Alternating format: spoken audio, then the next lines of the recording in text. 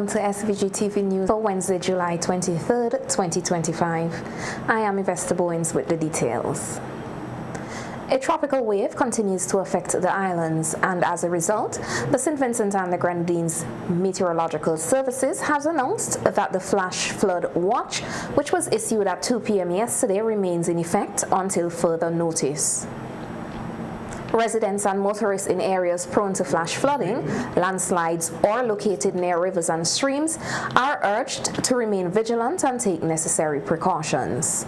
In its 72-hour forecast, the SVG Met Services indicates that moderate to fresh northeasterly winds of 20 to 35 kilometers per hour are expected across the islands, with a possible shift to southeasterly winds later today, Wednesday, and into Thursday.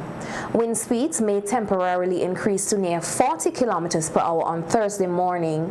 The public is advised to be aware of stronger gusts during this period. Sea conditions are currently slight to moderate in open waters, with swells ranging from 1.2 to 2.2 meters. Small craft operators and sea bathers are advised to exercise caution due to above normal sea swells. The Met Services says it will continue to monitor the situation and provide updates as necessary. Prime Minister Dr. Ralph Gonsalves is currently in Guyana attending the inaugural Global Biodiversity Alliance Summit, which opened today. The high-level summit brings together leading international scientists, global policymakers, and representatives of indigenous communities to chart a collective path forward for biodiversity conservation worldwide.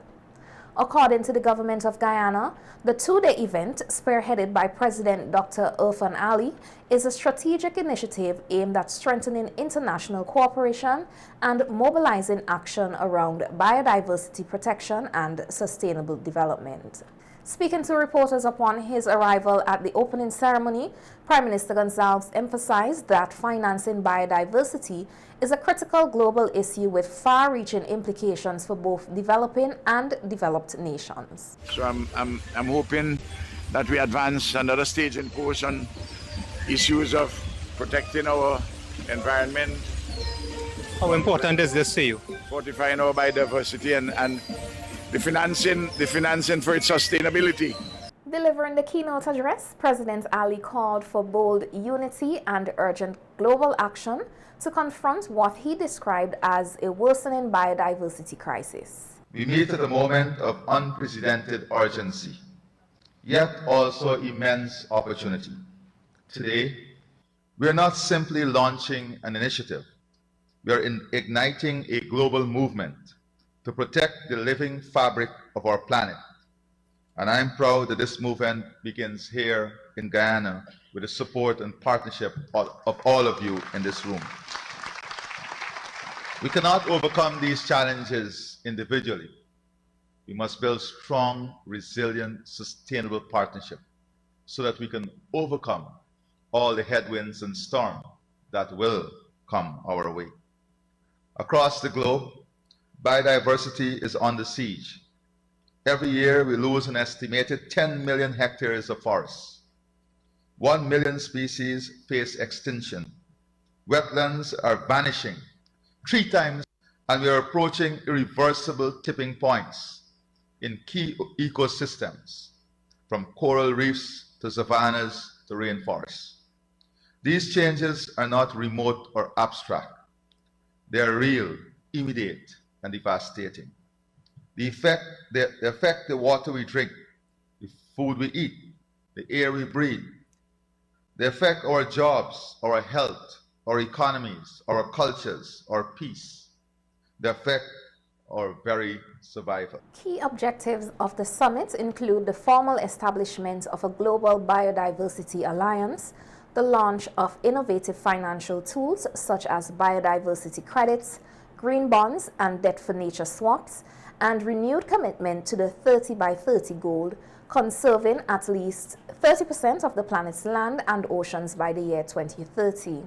Scientists have warned that without immediate and coordinated action, nearly 40% of all species could face extinction by the end of this century due to accelerating climate change and ecosystem degradation. Repairs to schools across St. Vincent and the Grenadines will soon commence under the government's school repair program. This was confirmed by Acting Prime Minister Montgomery Daniel during his appearance on NBC Radio's face-to-face program earlier today. The Buildings, Roads and General Services Authority, BRAXA, will oversee the repair works, which are expected to cost approximately $4 million. Approved the sum of $4 million to have work done over this period of time as schools are on vacation. And BRAXA has started to do work on some of the buildings already. But most of the work will be done starting as of next week. So that the ministry will continue to, that is the Ministry of Transport and Works, through which BRAXA falls. The ministry will continue to ensure that these works are done and that the schools are ready for September 2025. The Acting Prime Minister revealed that the cost of repairs has exceeded the original budget allocation of $2 million and that additional funding was sourced from the Saudi Fund for Development to cover the shortfall. This year, the estimates would have had an amount of $2 million for general repairs in schools. But the assessments that were done across all of the schools, we would have seen an overall assessment of the value up to a value of $8 million. That is having all of what is required as work to be done in the schools across St. Vincent and the Grenadines in terms of repairs. Unfortunately, part of this funding was to have come from the Saudi funding. But the Saudi funding will not be activated not until after September. The school repair program is an annual initiative aimed at ensuring that school facilities are safe, functional, and ready for the upcoming academic year. 5 health professionals from St. Vincent and the Grenadines were formally welcomed at a reception held in their honor on Friday, July 18th in the UK, marking the start of an 8-week observership placement at Leeds teaching hospitals. A news release from the Ministry of Foreign Affairs, Foreign Trade and Consumer Affairs says the opportunity is part of a long-standing partnership between NHS England, West Yorkshire ICB and the Government of St. Vincent and the Grenadines, built on 3 pillars: clinical fellowships, observerships and knowledge exchange. Those participating in the 2025 observership are Dr. Shanika Kane, medical doctor, Miss Latasha Lewis, registered nurse, Miss Sherilyn Primus, registered nurse, Miss Dazinga Kwashi, housekeeper, Miss Patricia John, female attendant.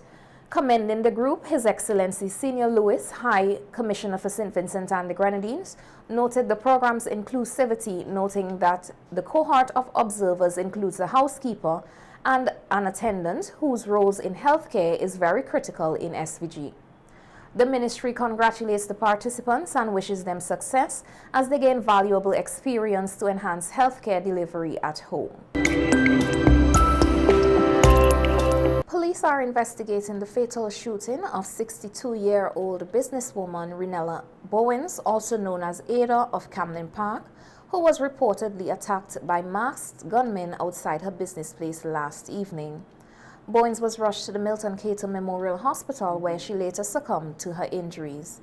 The incident has left the Camden Park community in shock, with residents expressing fear and sadness over the tragic loss of the well-known businesswoman. We hear more in this report. Gunshots rang out last evening at around 7:20 in Coconut Range, Camden Park, from the residence and business place of Renella Bowens, popularly known as Ada.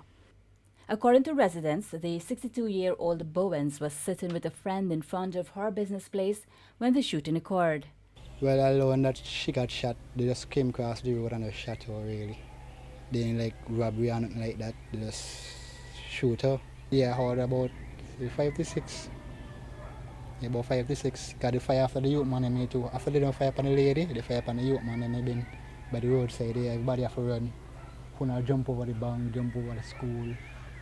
You know what I mean? And that kind of really shocking because down here so don't get kind of thing here. A resident who said he is still in shock following the shooting. He said he saw 2 masked men walking from the southern end of the main road in Coconut Range, but was unable to alert others in time. In the night, I heard some barking, and then when I pull across me, when I see 2 guys in front of my doorway, I don't know who they really be, but they in mask, but they put on a jacket and everything, because I might get to go outside, they don't walk and came across by my cousin over here. And I wish my cousin who been here like me, because everybody been here like me in the night. And I wish shout them for let them know to fuck like gunman or something, but I couldn't shout for say gunman because they don't know, they might fire upon me too. So I just put back on my pants, I see the run coming because they beat after the youth man in here. When the youth man run come by me, run in my house, frightened, shaking a little, say 10, 12, 11, 12 years old. And we should be frightened up, I will call the daddy for daddy come for him because he'll be afraid to go across the road, he live with the dark, but the run, so. Following the shooting, the businesswoman was rushed to the Milton Cato Memorial Hospital, where she succumbed to her injuries early this morning. Another nearby shop owner, Monique Lampkin, described it as a sad day for the community, as the residents try to come to terms with the sudden and tragic death of the well-known businesswoman. It's really sad to have something like this, Annie Black itself, you know, having to take somebody's life like that. You know, she worked hard.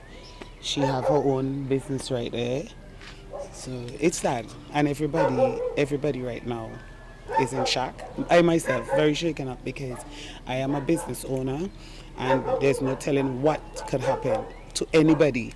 And at the time, your people had last night to just run. You know, anybody could have gotten shot also. It was noted that the deceased woman has surveillance cameras installed on her building. Residents commended the Royal St. Vincent and the Grenadines Police Force, RSVGPF, for their swift response. The RSVGPF says it is actively pursuing all available leads and continues to explore every angle as part of ongoing efforts to bring the perpetrators to justice.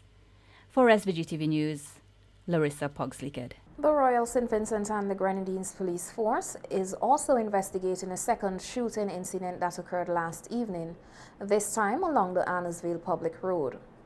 According to official reports, around 8:10 p.m., 29-year-old Shakim Akin Thomas, also known as Shaq, was walking in the direction of Pole Yard when he was approached by an unknown assailant who opened fire, striking him in the hand and both thighs. Despite his injuries, Thomas managed to flee and sought help at the nearby St. James Medical School, where he encountered police officers and received immediate medical attention. The RSVGPF has classified the shooting as a serious act of violence and confirmed that investigators are actively pursuing all leads. Members of the public who may have witnessed suspicious activity or who have information that could assist in identifying the perpetrator are urged to come forward. Persons with information are asked to contact the Criminal Investigations Department, the CID, or the Major Crimes Unit, the MCU, at 456-1810, any police station or a police officer they trust. Reports can also be made to Police Control at 457-1211. During the course of the investigation, police confirmed that Thomas is a national of Grenada and is currently wanted by law enforcement authorities there in connection with several offenses. A regional wanted notice for his arrest was issued in May 2023 by Grenadian authorities.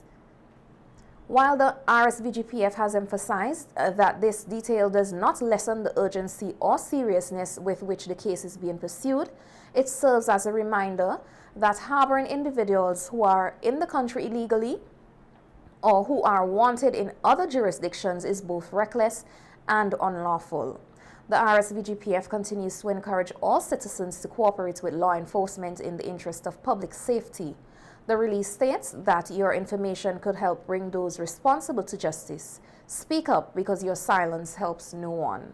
2 senior members of the Royal St. Vincent and the Grenadines Police Force have successfully completed the Regional Security System RSS Command and Staff Course 125. According to a news release, the accomplishment by Inspectors Desreen Days and Lyndon Oliver is not just a personal milestone. It sends a clear signal to the nation that the RSVGPF is actively cultivating future leaders capable of taking command at the highest levels when duty calls. The 10-week course, conducted under the auspices of the RSS, is one of the Caribbean's most rigorous professional development programs for mid to senior level law enforcement officers. It combines online and in-person modules and includes intensive training in strategic simulations, operational planning, research writing, and scenario-based exercises designed to mirror real-world security threats. Inspector Oliver described the course as a very intense experience that was extremely rewarding and useful, adding that he is now better prepared because of it. The 2025 cohort consisted of 22 participants from all 8 RSS member states. Inspector Days distinguished herself by earning 2nd place for her research paper, an exceptional achievement among a competitive group of regional officers. Notably, the course's academic director was Superintendent of Police, Dr. Kamesia Blake of the RSVGPF, who also taught research writing and criminal justice. Dr. Blake reflected on the significance of her role, stating, "It was fundamental for me as the first Vincentian to hold this position. Having gone through the program as a student, then as a lecturer, and now as academic director, it was truly an honor." The Commissioner of Police, the High Command, and the wider RSVGPF family have extended heartfelt congratulations to both inspectors. The release emphasized that their success reinforces the message that the RSVGPF is not only preparing for the future, it is actively shaping it with capable men and women ready to lead from the front when the call comes. The Agriculture Input Warehouse, AIW, held a scholarship distribution ceremony earlier today, recognizing several students who excelled in this year's Caribbean Primary Exit Assessment, the CPEA exams. The annual scholarship initiative is aimed at providing financial assistance to students from farming families and families associated with AIW, helping to ease the transition into secondary school and encourage academic excellence. During the brief ceremony, AIW General Manager Sharon Bascom likened raising children to nurturing a garden. In her remarks, she urged parents and guardians to provide the right environment for their children to grow, thrive, and realize their full potential. Right now, we are so thankful for the opportunity, and it seeks as a way for us to go forward and be committed to our community development, our education, and opportunities like this. The transition from primary school to secondary school is exciting. It comes with new challenges, fresh opportunities, and I want to encourage the youths to have a vision, have set goals, go forward, not being distracted, because distractions will come, but so far, so good, and we applaud you for that, right? The parents and the guardians, we thank you. They would not have been here without you. And, as in a garden, they need the right environment to flourish and to grow. We have to encourage our young people and provide the environment for them to flourish. And you have done an amazing job. So thank you to the parents and to the guardians, the well-wishers, for doing just that. Also addressing the gathering was Senior Executive Officer within the Ministry of Education, Sharon Shallow, who encouraged the scholarship recipients to challenge themselves and aim for excellence as they begin their new chapter in secondary school. Today is a testament to your hard work, your dedication, and your unwavering pursuit of knowledge. You have demonstrated economic excellence, leadership skills, and the passion for learning that has set you apart. This scholarship is a recognition of your accomplishments and an opportunity to propel you towards even greater heights. As you embark on this new chapter, remember that education is a journey of continuous growth and discovery. Embrace the challenges, celebrate the triumphs, and never stop seeking knowledge. With this scholarship, you have the chance to pursue your passions, make a meaningful impact, and leave your unique mark. Renata Gums, Chief Agriculture Officer and Director of Agriculture Input Warehouse, urged the students to stay focused, avoid negative influences, and believe in the power of their minds. I believe in the greatness of people. I believe in mind power. You have the mind to do anything you want to do. And don't forget that. Your parents, they have to encourage you to do that. And don't lapse on that parents. I always refer to him, I have a son. And he was, there's my sister. And he was a fat guy, timid. When I see he became a U.S. Marine, I was frightened. Yes, and how he operates now, and they always talk about him with leadership. Surprise. So I come to the conclusion, you can do anything with your mind. So I urge you to be positive. Don't follow fashion. I just tell young men, don't follow men with pants below bottom and those things. Just have mindset. You come to do something, you're going to do it. So I want you to be powerful. I come to look for you. So I promise you. And I always suggest that you take up something like music, chess, or something. It helps you with your thinking. The event was attended by parents, teachers, and members of the agricultural community, all celebrating the academic achievements of the young scholars.